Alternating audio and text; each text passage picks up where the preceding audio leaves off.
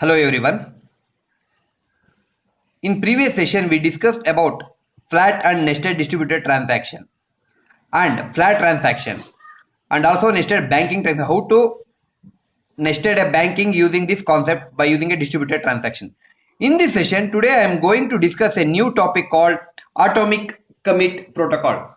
In last session I discussed about there are two types of banking transaction. One is flat transaction using banking flat transaction and nested banking transaction and distributed banking transaction. This is a T indicates a open transaction and this is are the T1 T2 are the sub transaction.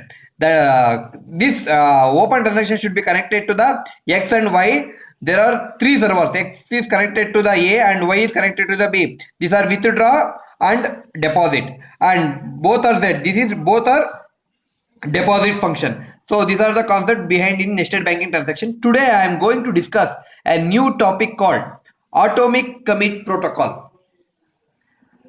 The atomic property of a transaction requires that main of distributed transaction come to an end. Either all of the operation are carried out or one of them should be a transaction, that is open transaction or sub transaction, by using a banking concept only in atomic commit protocol. A transaction comes to an end when the client, this is the client, when the client request that is committed or aborted. If you commit to the sub transaction, then we'll move on to next step. Otherwise, it should be abort. A simple way to complete a transaction in an atomic manner is for coordinate the communicate and communicate the about the request to all participants, and it should be a client function. This client function should be connected to all the servers. This is the one function that branch X, branch Y and participant. These two are the participant. This is the branch. Branch indicates any of the bank and it should be connected to the this one server, and this is called as an atomic commit protocol. Next, in atomic commit protocol, there are two types. One is one phase atomic commit protocol and two phase atomic commit protocol. Next, one phase atomic commit protocol indicates this is the inadequate because this is one phase is inadequate because it does not allow a server to make unilateral deflection to abort the transaction when the client requests to a commit. Next, it is a part of a transaction generally to issue of concurrency control. Then how it will be concurrency control? It should be a parallelly, it should be run in the same time. How? By giving one example I will tell you. If locking is in use, the resolution of a deadlock can be lead to the aborting of the transaction without the client being aware of makes another request to the server. The finally it coordinates may not know if any of the servers should be a transfer to another. Directly it should be abort because there is a withdraw is in some errors or something, so it should be immediately aborted. This is the main concept behind the one phase atomic commit protocol. Next, two phase commit protocol. It is designed to allow any participant to abort the part of the transaction due to the requirement for atomicity. If one part of the transaction is aborted, then the whole transaction must be aborted. That is in a two phase commit protocol, not in a one phase. Remember, this is very important question. There are two types of commit protocol. One is one phase and two phase commit protocol. Next, in this first phase, the protocol, each participant votes the transaction to be committed or aborted. Once a participant has noted to commit a transaction, it is allowed to abort. Therefore, the participant votes the commit of all the sessions using the banking transaction.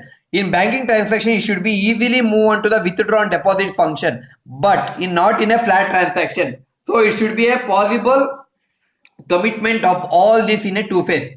In the second phase, the protocol where participant in the transaction carries out the joint discussion. If the participant notes the abort, then the decision must be abort the transaction if all participants should be a greater than the banking transaction. This is the main concept behind the one phase commit protocol and two phase commit protocol. Now, last concept I will discuss about how the locking should be available in this concept. In a distributed transaction, the locks on an object are held locally in the same server. The local lock manager can decide whether to grant a lock or make the requesting transmitted wait. So wait indicates to wait. The before going to lock, we have to wait till at the lock came. After lock came, then we have to move on to the sum pot. However, it cannot release any locks until it knows that the transaction has been committed or aborted at all. The server is indicated. This server is indicated by using the log commit. If you open this log, then it will be move on to the next procedure to follow. The transaction has been committed, the aborted to the server, and it involved in the transaction. When locking is used for concurrency control, the object remains locked and the unavailable for other transactions should be also easily in a atomic commit protocol. Though the aborted transaction releases, it locks after phase 1 protocol. This is the main concept behind. There are two concepts. One is T and U. T indicates write A at X lock. U indicates write B at Y log B. T indicates locks A and locks B in a U. And this is a write property for first phase.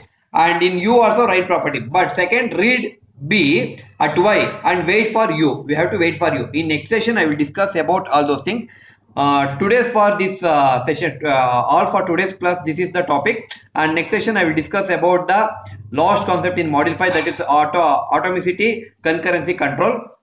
And there are many important questions in this module 5. 100% question appears in the examination is flat transaction, nested transaction, and banking transaction, and two phase of atomic commit protocol, one phase and two phase. These are the main concept behind this distributed transaction. So these are for the today's class. For next class, I will discuss the last concept and will conclude module 5 and move on to the operating system concept in distributed transaction next module. So thank you one and all.